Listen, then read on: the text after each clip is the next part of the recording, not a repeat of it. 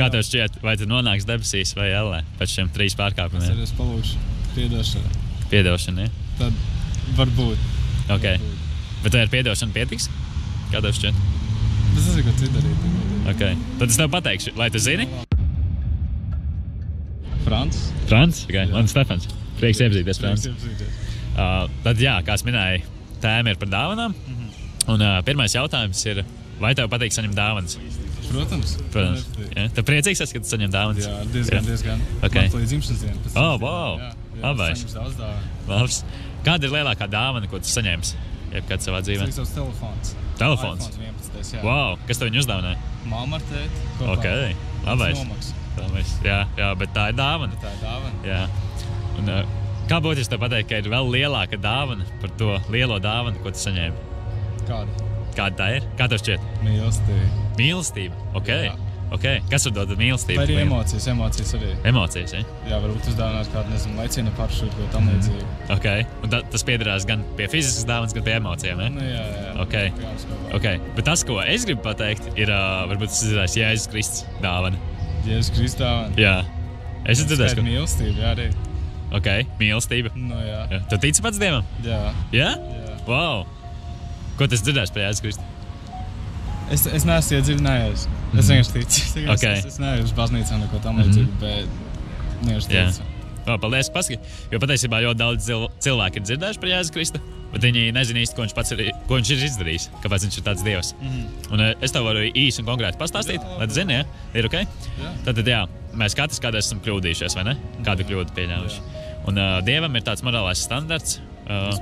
Jeb 10 baušļi, tur esi dzirdējis varbūt. Nē. Ka pieņemsim, tev nebūs melot, tev nebūs zakt, tādas lietas, vai ne? Un mēs katrs esam patiesībā kādreiz pasamelojuši, kādreiz kaut ko nozaguši, un tās visas ir kļūdas.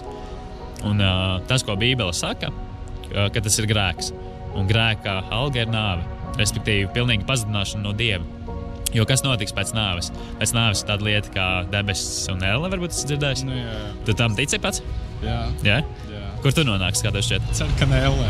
Ok. Pirms tam ir jāizpērk savu grēku. Jāizpērk, ok.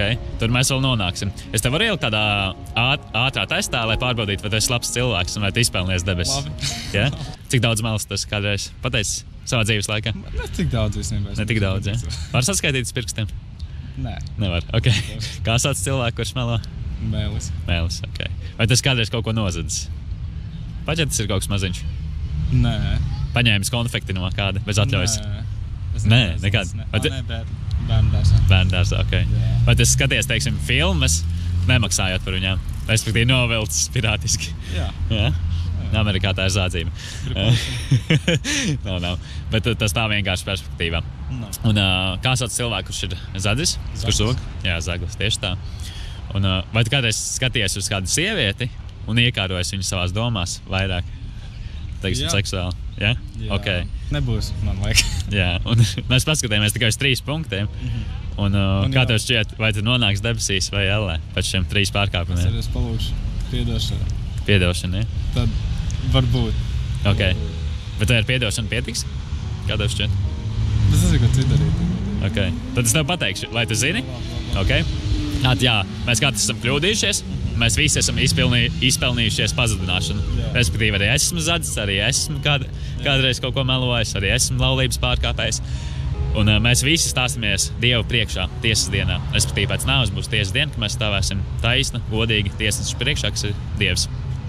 Bet mēs pieminējam Jēzu Kristu.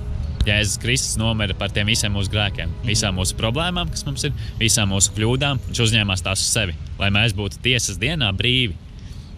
Respektīvi, tas viss grēks, ko tu esi darījis līdz šim, Dievs to uzņem uz sevis. Un tu vari būt brīvs un nākt pie debesu tēva, kas ir debesīs, pilnīgi tīrs.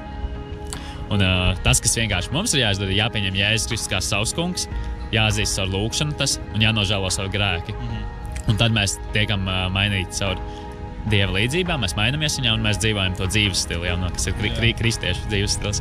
Un ļoti daudz domā, ka tas ir kaut kas vecmodīgs, ka iet tur uz baznīcu un tā, bet es tev varu pateikt, ka tas stereotips var tik lausts, jo mūsu daudzē ir ļoti aktīvi, daudz jauniešu un tā. Un tas ir tas, ko Jēzus Kristus ir izdarījis. Viņš nomira pie krusta par tiem mūsu grēkiem, 3. dienā augšām cēlās Jā, lai būtu pie tēva, ka mēs varam būt pilnībā brīvi. Un vienkārši tu pats tici tam, ka ir Jēzus Kristus, kurš nomira par grēkiem, un tu vari būt brīvs. Jā? Un tu teici, ka tu nonāktu ellē. Bet tu gribi... Bet es negribētu. Tu negribētu? Es gribētu nonākt. Okay. Tev ir iespēja patiesībā arī pieņemt Jēzus Kristu par savu kungu. Un šī ir tā diena. Es esmu pieņēmis. Tu esi pieņēmis? Jā? Nāc arī klāt. Ok, un tas pieņēmis. Bet tu pats zini, ko tu izdarīji? Lūdzot lūgšanu vai kā tev tas bija? Kā tev tas bija? Kā tu pieņēmi Jēzus Kristu? Es atkārtoju to, ko man sieviete lika atkārtot. Lūgšana, ja? Jā. Bet tu pats tam ticēji? Jā, protams. Jā, ok.